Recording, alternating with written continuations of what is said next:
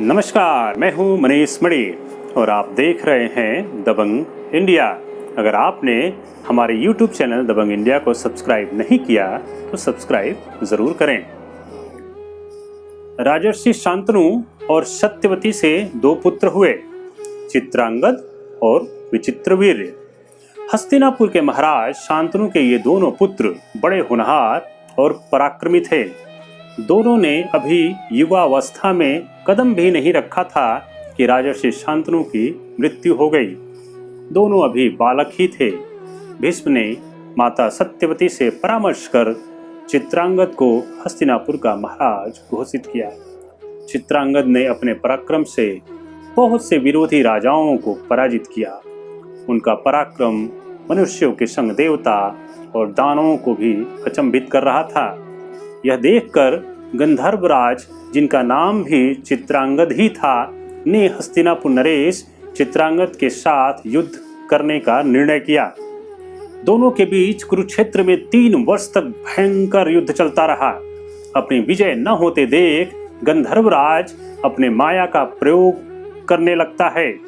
हस्तिनापुर नरेश चित्रांगद के पास उसके माया का कोई उत्तर नहीं था।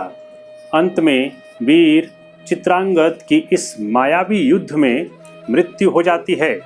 गंधर्वराज ने अपने माया के बल पर इस युद्ध में विजय हासिल कर ली थी।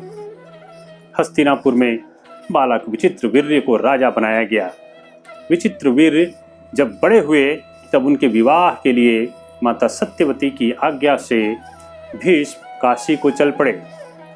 उस समय काशी में काशी नरेश की 3 कन्याओं का स्वयंवर होने वाला था। स्वयंवर में जब भीष्म का उपहास किया गया तब भीष्म ने उपस्थित सभी राजाओं को युद्ध की चुनौती दे डाली। काशी नरेश की 3 कन्याओं को अपने छोटे भाई विचित्रवीर्य के साथ विवाह के लिए उनका हरण कर लिया। भीष्म के द्वारा इस चुनौती से सभी राजा चिढ़ गए। भीष्म और इन राजाओं के बीच बड़ा भयंकर युद्ध हुआ। यह युद्ध देवासुर संग्राम जैसा प्रतीत होता था। भीष्म ने अकेले ही सभी राजाओं को परास्त किया। भीष्म के इस अप्रतिम साहस और पराक्रम को देख उनके विरोधी भी उनकी प्रशंसा करने लगे। न जाने कितने ही राजाओं का धड़ जमीन पे गिर चुका कि अस्त्र और शस्त्रों का विनाश कर दिया। भीष्म विजयी हो 3 राजकुमारियों को ले हस्तिनापुर पहुंचे। काशी नरेश की बड़ी राजकुमारी अंबा ने इस विवाह के प्रस्ताव को अस्वीकार कर दिया। अंबा ने बताया कि उन्होंने राजा शाल्व को अपना मन ही मन पति मान लिया था और पिता की अनुमति से स्वयंवर में उन्हें ही अपना वर चुनने वाली थी। तब भीष्म ने ज्ञानियों के साथ मंत्रणा कर राजकुमारी अंबा को उनके इच्छानुसार जाने की अनुमति दे दी। पूरी व्यवस्था से उन्हें विदा भी किया। अब विचित्रवीर्य के साथ काशी नरेश की पुत्रियों अंबिका और अंबालिका का विवाह संपन्न हुआ। लेकिन कुछ ही वर्षों में क्षय रोग होने से निसंतान विचित्रवीर्य की मृत्यु हो जाती है। एक बार फिर धर्मात्मा भीष्म के ऊपर चुनौतियों का पहाड़ टूट पड़ा था। हस्तिनापुर का सिंहासन अपने महाराज के इंतजार में था। राजमाता सत्यवती राज्य की सुरक्षा के लिए महात्मा भीष्म को हस्तिनापुर के सिंहासन पर विराजमान होने और वंश रक्षा के लिए विवाह कर लेने के लिए आग्रह करती हैं। सभी सगे संबंधियों, ब्राह्मणों और मंत्रियों ने भी महात्मा भीष्म से राजमाता सत्यवती के आग्रह को स्वीकार करने के लिए प्रेरित करते हैं।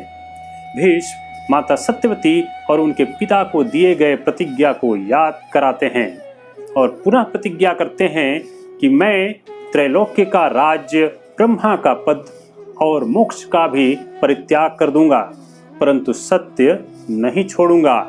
भूमि गंध छोड़ दे, जल सरलता छोड़ दे, तेज रूप छोड़ दे, वायु स्पर्श छोड़ दे, सूर्य प्रकाश छोड़ सकता है, अग्नि उष्णता छोड़ दे, आकाश शब्द छोड़ दे, चंद्रमा लालिमा छोड़ दे और इंद्र अपना बल त्याग दें, धर्मराज अपना धर्म छोड़ दें, परंतु मैं अपनी अखंड प्रतिज्ञा नहीं छोड़ सकता।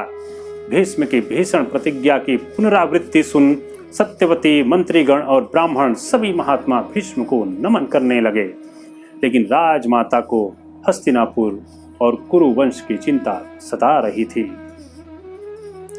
भीष्म से विचार मंथन कर राजमाता सत्यवती अपने पुत्र वेद व्यास का स्मरण करती हैं। व्यास जी उपस्थित होते हैं और माता को प्रणाम कर उन्हें बुलाने का कारण पूछते हैं। तब माता सत्यवती व्यास जी से कहती हैं, पुत्र, तुम्हारा भाई विचित्रवीर्य निसंतान है, मृत्यु को प्राप्त हो गया। अब तुम ही अपने तपोबल से इस वंश को पुत्र दो। माता की आज्ञा मान भगवान वेद व्यास ने अपने तपोबल से 3 पुत्र उत्पन्न किए। अंबिका से धृतराष्ट्र, अंबालिका से पांडु और अंबिका की एक दासी से विदुर उत्पन्न हुए। अंबिका के दोष के कारण धृतराष्ट्र जन्म से ही अंधे पैदा हुए। महात्मा मांडव्य के श्राप से धर्मराज ही महात्मा विदुर के रूप में अवतीर्ण हुए। लेकिन ऐसा क्या हुआ था कि मांडव्य ऋषि ने धर्मराज को श्राप दे दिया और उनको विदुर के रूप में उत्पन्न होना पड़ा। मांडव्य ऋषि और धर्मराज से संबंधित इस कथा का वर्णन हम अगले भाग में करेंगे। आज महाभारत कथा में बस इतना ही। आप हमारे YouTube चैनल दबंग इंडिया को सब्सक्राइब जरूर करें और साथ में बेल आइकन को भी आप जरूर क्लिक करें ताकि अगली कथा का नोटिफिकेशन आपको समय से मिल सके। वीडियो को लाइक और शेयर करना न भूलें। धन्यवाद।